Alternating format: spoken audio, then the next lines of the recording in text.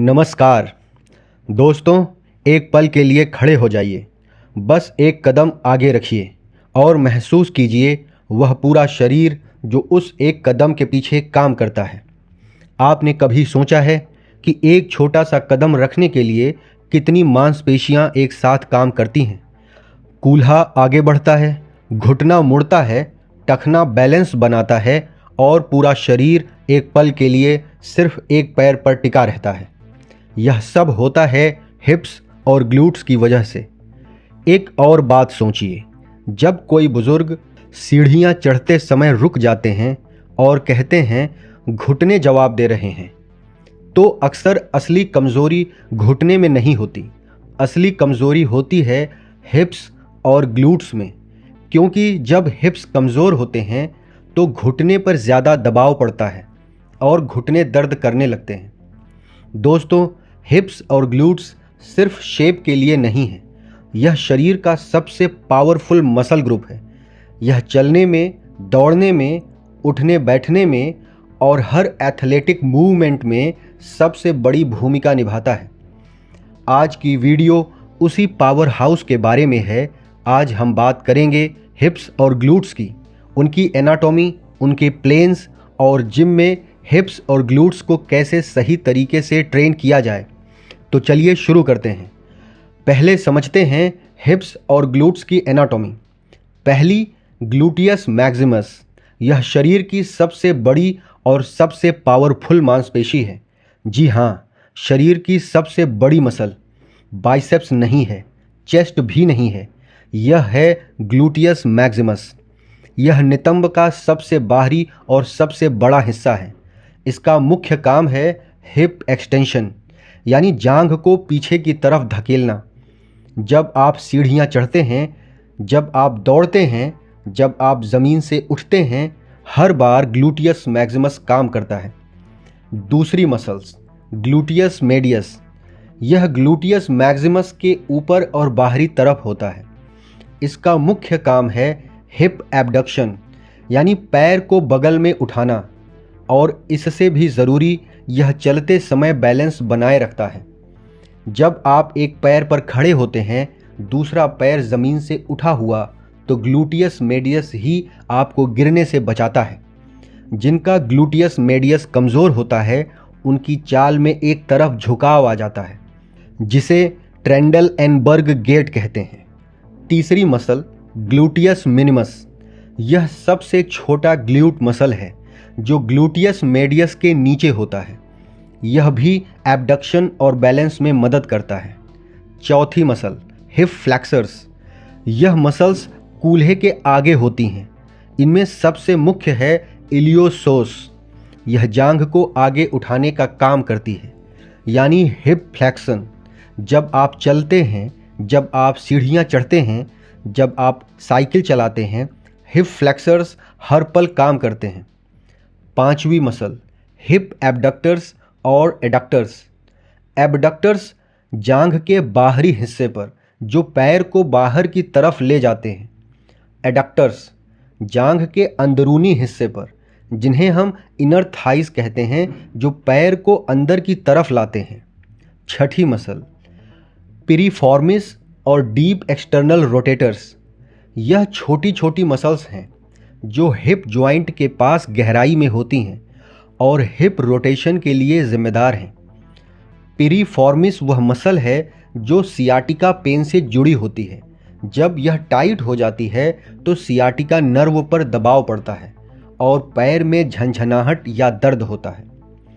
अब समझते हैं हिप और ग्लूट एक्सरसाइजेस किस प्लेन में होते हैं। सैजाइटल प्लेन, हिप फ्लेक्शन और एक्सटेंशन, जैसे squat, deadlift, hip thrust. Frontal plane, hip abduction और एडक्शन, जैसे side lying leg raise, clamshell. Transverse plane, hip rotation, जैसे पिरिफॉर्मिस स्ट्रेच, हिप इंटरनल और एक्सटर्नल रोटेशन। अब आते हैं एक्सरसाइजेस पर। हिप और ग्लूट एक्सरसाइजेस को हम 4 कैटेगरीज में समझेंगे। पहली, हिप एक्सटेंशन एक्सरसाइजेस। दूसरी, हिप एबडक्शन एक्सरसाइजेस। तीसरी, हिप एडक्शन एक्सरसाइजेज, चौथी हिप फ्लेक्शन एक्सरसाइजेज। पहली कैटेगरी हिप एक्सटेंशन एक्सरसाइजेज। यह वह एक्सरसाइजेज हैं जो ग्लूटियस मैक्सिमस को डायरेक्टली टारगेट करती हैं। हिप थ्रस्ट, बारबेल या बॉडी वेट से। यह ग्लूटियस मैक्सिमस के लिए सबसे इफ़ेक्टिव एक्सरसाइज है। रिसर्च ने साबित किया है कि हिप थ्रस्ट में ग्लूटियस मैक्सिमस किसी भी दूसरी एक्सरसाइज से ज़्यादा एक्टिवेट होता है। बेंच के किनारे पर ऊपरी पीठ टिकाइए, बारबेल को कूल्हे पर रखिए, घुटने मुड़े हुए, पैर ज़मीन पर फ्लैट और कूल्हों को ऊपर की तरफ धकेलिए जब तक शरीर घुटने से कंधे तक एक सीधी लाइन में न हो जाए। ऊपर पहुंचकर ग्लूट्स को 1 सेकंड के लिए स्क्वीज़ कीजिए, फिर धीरे धीरे नीचे लाइए। यह सजाइटल प्लेन में होता है। Second, glute bridge, body weight से। हिप थ्रस्ट का सिंपलर वर्जन है। ज़मीन पर लेटिए, घुटने मुड़े हुए और कूल्हों को ऊपर उठाइए। यह बिगिनर्स के लिए ग्लूट्स को एक्टिवेट करने का सबसे अच्छा तरीका है।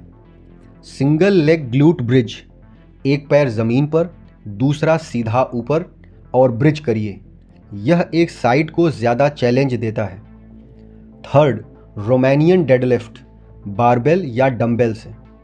बारबेल को हाथ में लेकर घुटने थोड़े मुड़े, धीरे धीरे आगे झुकिए, पीठ बिल्कुल सीधी जब तक हैमस्ट्रिंग्स में खिंचाव महसूस हो, फिर ग्लूट्स को स्क्वीज़ करते हुए वापस सीधे हो जाइए। यह ग्लूटियस मैक्सिमस और हैमस्ट्रिंग्स दोनों को एक साथ ट्रेन करता है। Fourth, cable pull through. Cable machine पर नीचे की पुली से रोप लगाइए, मशीन की तरफ पीठ करके खड़े हो जाइए। रोप को दोनों पैरों के बीच से पकड़िए और कूल्हों को आगे की तरफ धकेलते हुए सीधे हो जाइए। यह हिप हिंज मूवमेंट सिखाने के लिए सबसे अच्छा एक्सरसाइज है। हिप हिंज वह फंडामेंटल मूवमेंट है जो डेडलिफ्ट और रोमानियन डेडलिफ्ट में होती है। फिफ्थ है डोंकी किक, बॉडी वेट या केबल से। हाथों और घुटनों के बल हो जाइए, एक पैर को घुटना मुड़ा रखते हुए सीधे ऊपर की तरफ किक कीजिए, जैसे डोंकी किक करता है। यह ग्लूटियस मैक्सिमस को आइसोलेटेड तरीके से टारगेट करता है। केबल मशीन के साथ करने पर रेजिस्टेंस और बढ़ जाती है। सिक्स्थ, किक बैक केबल से। केबल को एंकल पर लगाइए, मशीन की तरफ मुंह करके खड़े हो जाइए और पैर को सीधे पीछे की तरफ किक कीजिए। यह भी ग्लूटियस मैक्सिमस को डायरेक्टली और इफेक्टिवली टारगेट करता है। सेवेंथ, स्टेप अप, डंबेल या बॉडी वेट से। किसी बेंच या बॉक्स पर एक पैर रखिए और उसी पैर से पुश करते हुए ऊपर चढ़िए, फिर धीरे धीरे वापस नीचे आइए। यह ग्लूटियस मैक्सिमस और क्वाड्स दोनों को ट्रेन करता है और यह एक फंक्शनल एक्सरसाइज है जो सीढ़ियाँ चढ़ने जैसी ही मूवमेंट है। एट्थ, गुड मॉर्निंग बारबेल से। बारबेल को कंधों पर रखिए और कमर से आगे झुकिए, पीठ बिल्कुल सीधी। यह ग्लूट्स और इरेक्टर स्पाइन दोनों को एक साथ ट्रेन करता है। दूसरी कैटेगरी, हिप एबडक्शन एक्सरसाइजेज। यह एक्सरसाइजेज ग्लूटियस मेडियस और मिनिमस को टारगेट करती है। नाइन्थ है side lying leg raise, body weight से। एक तरफ करवट लेकर लेटिए और ऊपर वाले पैर को सीधे ऊपर उठाइए, फिर धीरे धीरे नीचे लाइए, ज़मीन को छुए बिना। यह ग्लूटियस मेडियस का सबसे बेसिक एक्सरसाइज है।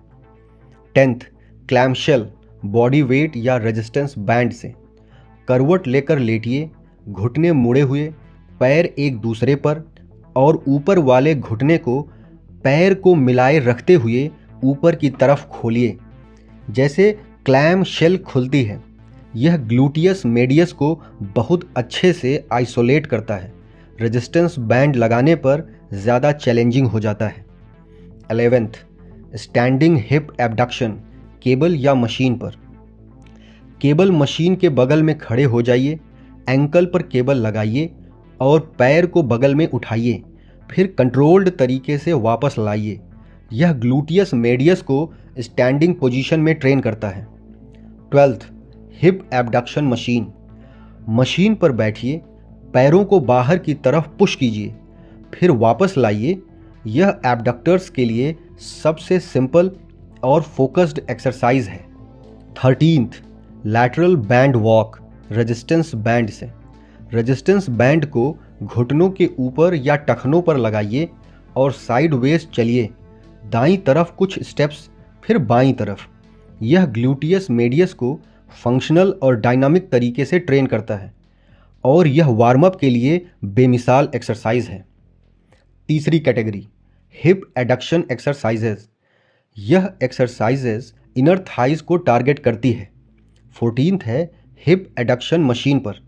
मशीन पर बैठिए, पैरों को अंदर की तरफ स्क्वीज कीजिए, फिर कंट्रोल्ड तरीके से बाहर जाने दीजिए। यह इनर थाइज के लिए सबसे डायरेक्ट एक्सरसाइज है।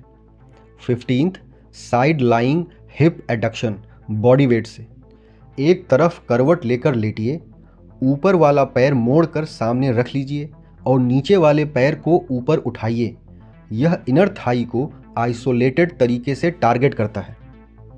16th, cable hip adduction. Cable को एंकल पर लगाइए, मशीन से दूर वाले पैर पर और उस पैर के अंदर की तरफ क्रॉस करते हुए लाइए। यह इनर थाइज को कांस्टेंट टेंशन के साथ ट्रेन करता है। चौथी कैटेगरी, हिप फ्लैक्शन एक्सरसाइजेस। यह एक्सरसाइजेस हिप फ्लैक्सर्स को टारगेट करती है। हैंगिंग नी रेज। पुलअप बार पर लटकिए और दोनों घुटनों को छाती की तरफ उठाइए। यह हिप फ्लैक्सर्स और लोअर एब्स दोनों को एक साथ ट्रेन करता है। 18th, cable hip flexion. Cable को एंकल पर लगाइए, मशीन की तरफ पीठ करके खड़े हो जाइए और घुटने को आगे और ऊपर की तरफ उठाइए। यह हिप फ्लैक्सर्स को डायरेक्टली टारगेट करता है। 19th, mountain climber body weight से। पुशअप पोजीशन में आ जाइए और एक एक करके घुटनों को छाती की तरफ तेजी से लाइए, जैसे पहाड़ पर दौड़ रहे हों। अब एक ज़रूरी बात, हिप और ग्लूट एक्सरसाइजेज में सबसे कॉमन गलतियाँ। पहली गलती, हिप थ्रस्ट में कमर को ज़्यादा आर्क करना। इससे लोअर बैक पर दबाव पड़ता है और ग्लूट्स एक्टिवेट नहीं होते। मूवमेंट हिप्स से होनी चाहिए, लोअर बैक से नहीं। दूसरी गलती, ग्लूटियस मेडियस को इग्नोर करना। ज़्यादातर लोग सिर्फ ग्लूटियस मैक्सिमस ट्रेन करते हैं और मीडियस को भूल जाते हैं। कमज़ोर मीडियस नी पेन और लोअर बैक पेन का बड़ा कारण है। तीसरी गलती, हिप फ्लैक्सर्स को कभी स्ट्रेच न करना। जो लोग घंटों बैठकर काम करते हैं उनके हिप फ्लैक्सर्स टाइट हो जाते हैं और टाइट हिप फ्लैक्सर्स ग्लूट्स को प्रॉपरली एक्टिवेट नहीं होने देते। चौथी गलती, रोमानियन डेडलिफ्ट में घुटने ज़्यादा मोड़ना। इससे यह एक्सरसाइज स्क्वाट बन जाता है और ग्लूट्स का काम कम हो जाता है। घुटने थोड़े ही मुड़ने चाहिए। अब एक कंप्लीट हिप और ग्लूट वर्कआउट का एग्जाम्पल देखते हैं।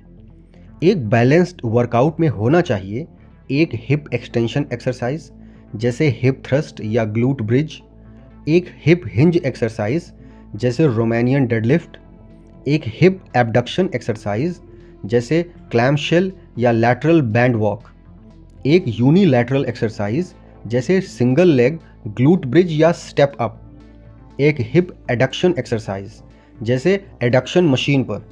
इससे ग्लूट्स का हर हिस्सा हर एंगल से ट्रेन होता है।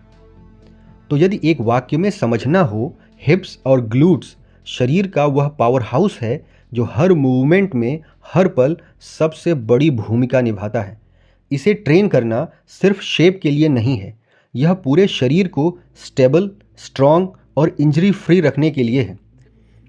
याद कीजिए, जब हमने शुरुआत में एक कदम रखा था और महसूस किया था कि कितनी मांसपेशियां उस एक कदम के पीछे काम करती हैं। आज से हर कदम के साथ याद रखिए कि आपके हिप्स और ग्लूट्स हर पल आपका साथ दे रहे हैं। उन्हें वह ट्रेनिंग दीजिए जिसके वे हकदार हैं, क्योंकि जब यह मजबूत होंगे तो हर कदम मजबूत होगा, हर मूवमेंट पावरफुल होगी और वह ताकत जो आप महसूस करना चाहते हैं वह सच में आपकी होगी। तो दोस्तों, आज की वीडियो में बस इतना ही। आज हमने समझा हिप्स और ग्लूट्स की एनाटॉमी क्या है, कौन से एक्सरसाइजेस किस प्लेन में होते हैं और जिम में इस पावर हाउस को कैसे सही और कंप्लीट तरीके से ट्रेन किया जाए। अगर यह वीडियो आपको पसंद आई हो और आपको लगता हो कि यह जानकारी दूसरों के काम भी आ सकती है, तो वीडियो को लाइक ज़रूर करें, अपने परिवार और दोस्तों के साथ शेयर करें और हमारे चैनल को सब्सक्राइब करें ताकि ऐसी ज़रूरी और सरल जानकारी आप तक हमेशा पहुंचती रहे।